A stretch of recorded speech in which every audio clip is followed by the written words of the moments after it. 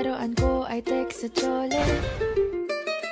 Pero noong makilala kita, nagbagong bigla ang aking timpla. Natutuwa ko na magpariban at mag-ahit ng kilay at least once a month. Hindi ko alam kung anong meron ka na sa akin ay nagpalambot ng bigla. Sinong Vai RD, manda pra elas.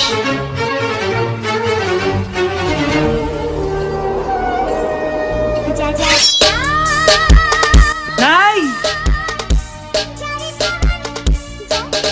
Ano na naman tong ginagawa ni nanay? Ayaw mo tumigil Ay! Ano ba anak? Panira ka naman eh! Ano ba kasi ginagawa mo, Nay?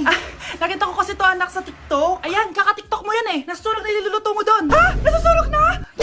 Ano ba? Be, boyfriend ko nga pala. Ang pogi, no? Hi, Scarlett! Pogi ba yan? Mukhang talampakan. Oo, be. May itsura siya. O, diba? Mukhang Korean.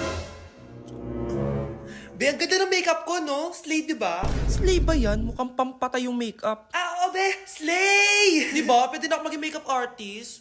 Makeup artist ng mga patay. Akin ka na lang. Ganda ng boses ko, no? Oo, be. Ang lamig ng boses mo. Ano kaya maganda i-cover next? Siguro cover your mouth na lang. Scarlett, okay ka lang? Akala mo ang pogi ng boyfriend mo? Ang pangit niya! Mukha siyang ingrown! Wala kang taste! At ikaw naman, akala mo slay ang makeup mo? Hindi! Mukha kang ililibing! Alam ko na kung ano next na i-cover mo! Yang bibig mo! Hindi ka naman marunong kumanta! Ang baho pa ng hininga mo! Grabe ka naman. Sorry guys, hindi ko mapigilan di man lait. Sana magustuhan niya ako.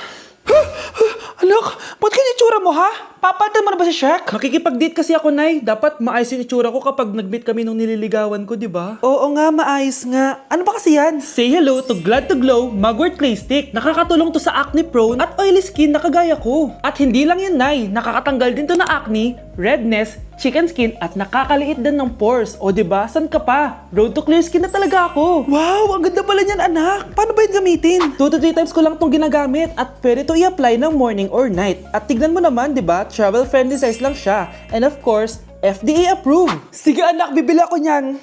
Nabudol mo na naman ako. Hala, malilate na ako sa date namin. Sige na, Nay, maliligo na ako. Honey, happy anniversary.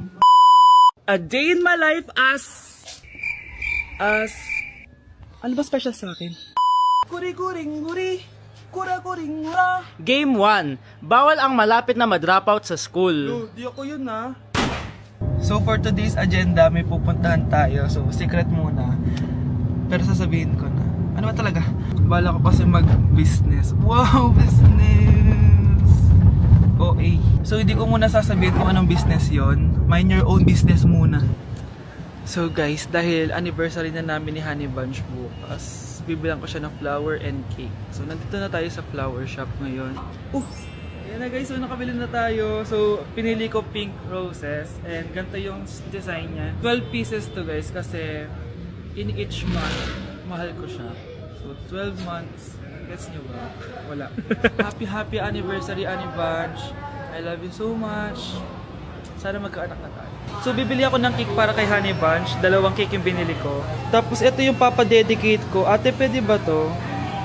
Guys, yung mukha ni ate parang gusto niya sabihin sa akin na sana sinend mo na lang yan sa messenger. Seryoso ako. Gusto ko talagang padedicate yan sa cake. Sa mga nagtatanong kung kapatid ko ba to, hindi ko po yun kapatid. O sige na, mag-promote ka na.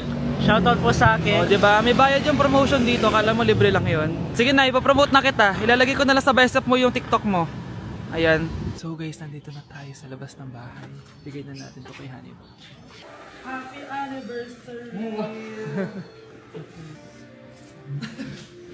May cake ka. Honey, happy anniversary! So anong wish mo para sa ating dalawa? So yun lang naman. Sige na. Nay! Impostor? Bakit nandito ka ha? Walang iya ka? Bakit mo ako ginagaya ha?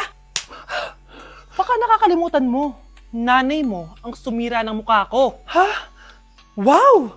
Hoy Sofia, tandaan mo. Katulong ka dito, di ba? Huwag kang paupa-upo lang dyan. Ma'am, kakatapos ko lang po maglinis. Nagpapahinga lang po ako. Talaga sumasagot ka pa sa amo mo, ha? Nay, ang dumi pa dito, oh. Hindi niya ginagawa ng maayos yung trabaho niya. Walang iya ka? Madumi pa pala dito? At nakuha mo pang magpahinga dyan. Paano nangyari yun?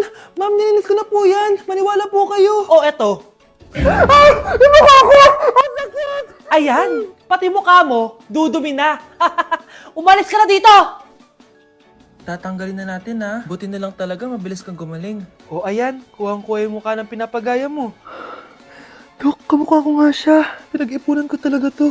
Nagtataka lang ako, yung ibang tao, mga artista yung pinapagaya ang mukha. Eh yung sa'yo parang normal na tao lang yung pinagaya mo. Dok, may kailangan lang akong gawin. Kung ano man yan, mag-ingat ka ha. Ano? Ikaw si Sofia? Napakawalang ya mo din no?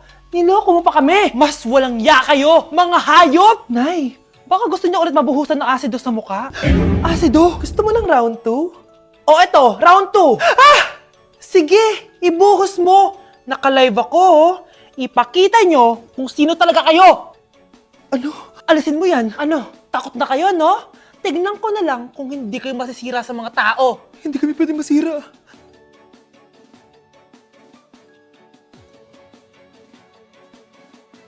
She live on the life just like a movie star. Oh, Maria, Maria. She fell in love with me someday. Nakita mong nagagalit ang iyong nanay, ano ang gagawin mo? A. Magagalit din at lalayas ng bahay. B. Susunod na ito sa utos niya para hindi na magalit. C. Sasabihing buntis ka at magkakaapo na siya. O D. Sara Geronimo. Dala, dala. Just give me my money. Just give me my money. Just give me my money. Just give me my money. So, pinaprank niyo ako? Just give me money, just give me money. Wala kayong money bukas. Wala kayong baon. Anay, joke lang yun. Kasi naman anong kakainin ko bukas? Sino ba kasi nakaisip na i-prank si nanay? Ikaw! Hoy, be! Napapansin ko palagi ka dikit ng dikit sa crush ko, ah. Kahit anong gawin mo, Hindi ka papansinin nun. Lumayo-layo ka dyan. Baka masampal kita nito. Bura mukha mo. A few moments later. thank you. Wow, sana all. Ang corny naman. Ano kaya nakakakilig dun? May inggitera na naman sa gilid ko, oh. Palibhasa, walang nagbibigay sa kanya neto. Aanhin ko yan, be. Yung bulaklak na hawak mo, bukas, lanta na yan. Yung chocolate, di ba may mani yan? Nakakatigyawat yan, be. Che, bitter. Sinabihan niya akong bitter. Baka totoo nga. Ayoko maging bitter. Hi, wala naman nagmamahal sa akin. Mamamatay na lang ba talaga akong mag-isa? Hi, para sa'yo to. Pero sa akin, salamat. Ang sarap pala makatanggap ng ganito. Asan na yung bayad? Bayad? Binibenta ko yung te. Asan na yung bayad? Para makabenta na ako doon. O ito, Happy Valentine's. Gusto ko nang bumitaw. Uy, Scarlett, di ba ex-boyfriend mo yung bago ni Samantha? Samantha, tinraidor mo ko. Hi Scarlett! Sabay na tayo mag-review. Sino ka? Lu, ako to, si Michael. Kaklase mo ako, di ba? Alam ko lahat ng sagot sa exam. Talaga ba? Sige na nga, turuan mo ako dito. Yes! Sabay tayo magiging perfect! Uy, sarap niyan na! Oh, mag-isa ka lang?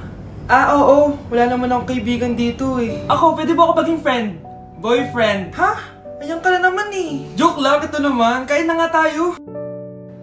Oh, Scarlett, ano yan? Ba't ka na kasi mangot? Bagsak kasi ako sa quiz kanina. Naku, okay lang yan. Ako nga, araw-araw bagsak sa'yo eh. Ha? Ano sabi mo? Sabi ko, smile ka na kasi pasado ka naman sa akin. Alis na ako, pasok na ako ah. Baliw! Ay, umuulan pa! Ang mga gamit ko! Ayan, di ka kasi nagdadala ng payong. Pag ikaw nagkasakit ha, pasalamat ka, nandito ako. Michael, ba't nandito ka pa? Hatid na kita sa bahay niyo, baka mapano ka pa. Gusto ko safe ka makauwi. Lo, sige na nga. Hello, Scarlett? Michael? Ship ko kayo. You may kiss the bride. Kiss na kayo. Anong kiss? Lo, parang di gusto. Dalian yun, nakis mo na sa noo. Humanda ka, Scarlett. Tapos na yung maliligayang araw mo. Hi, Bes! Uy, Bes! Boyfriend ko nga pala, Michael, si Samantha, best friend ko. Hello, Samantha. Nice to meet you. Hi, Michael. Ako nga pala si Samantha. Una na kami, Bes, ha? Bye-bye. Masaya naman kami dati. Inagaw lang siya ni Samantha. Yung best friend ko pa. Trigger warning, kung takot kayo sa tahi, wag niyong papanoorin to. So may nag-comment, bago ko sagutin yan, gusto ko lang sabihin na Happy New Year everyone! Tapos na yung 2024. So, answering the question, ano po yung nasa labi niyo? Tinahi po yung labi ko. Ang ginawa pong surgery sa akin is lip reduction surgery. So, pang 5 araw na to guys. And as you can see, hindi ko na ilalapit kasi baka matakot talaga kayo. Bakit ako nagpa-lip reduction surgery? First of all, siguro lahat naman tayo may insecurity. And kung di nyo napapansin, malaki talaga naturally yung labi ko. Mas malaki yung sa taas compare sa baba. So, hindi siya proportion. Actually, dapat hindi ko na siya itutuloy. Pero may isang bagay kung bakit ko siya tinuloy. And yung number 2 reason ko is palagi ko siyang nakakagat whenever na kumakain ako. So, dahil nga malaki labi ko, marami laman sa loob. So, kapag ngumunguya ako, nakakain ko siya. Ang tendency, hindi nawawala yung singaw ko. And lumalaki yung singaw ko kasi palagi ko siyang nakakagat. Imagine, hindi lang isa, hindi lang dalawa ko siya beses nakakagat, kundi siguro mga 5. Ganun kalala. So, dugong-dugo talaga. Kaya tinuloy ko na rin siya para finally mabawasan na yung laman niya sa loob at sana hindi ko na siya makagat in the future. Pero syempre, para mas maging confident na rin ako sa mga pictures. Kung nagtataka kayo kung bakit after Pasko or December 26 ako nagpa-surgery, is yun yung earliest na appointment na pwede yung doctor ko. And yun na yung ginrab ko since kailangan kong gumaling before ako bumalik sa school. Kasi di naman ako pwedeng bumalik sa school na nang ganito yung sitwasyon ng bibig ko. Paano ako magre-report, diba? Ito na ata yung sinasabi nilang New Year, New Me. So yun lang naman guys. Again, Happy New Year. Wishing you all the best in 2025. Babalik na ako sa content ko. Promise, pag gumaling na talaga to. Bye-bye. Nay, ang taas ng grades ko, oh! Oh, Kyle, galingan mo sa school ha. Opo, mami. Oh, eto baon mo. Mag-iingat ka dun anak ha. I love you. Hindi na ako yung favorite ni nanay. Hoy, gumising ka na. Puro katulog dyan. Nagluto kita na paborito mo ulam. Kumain ka na dun. Ah, sige po. Kakain na ako. Baka ayaw niya lang talaga sa akin. Brianna!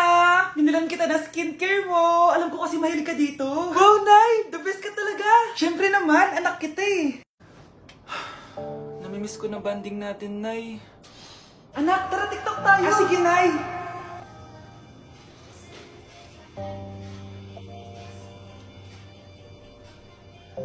Ano? Paano yun ba yan, Nay? Mali ka ng step?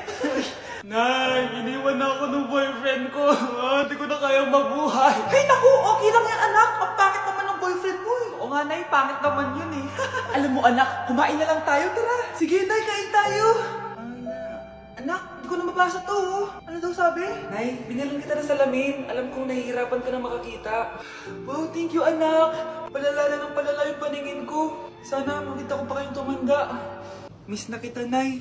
Alam kong kahit wala ka na, ako pa rin yung favorite mo.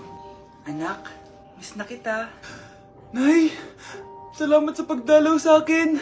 Gusto ko lang sabihin na mahal kita. Pinagsasabi mo dyan? Ginawa mo naman akong patay. Buhay ka pa pala, Nay. Trip ko lang magdrama dito. Maghugas ka nga ng plato doon. Eto na, Nay. Maghuhugas na ako ng plato. Gusto mo ata akong mamatay eh.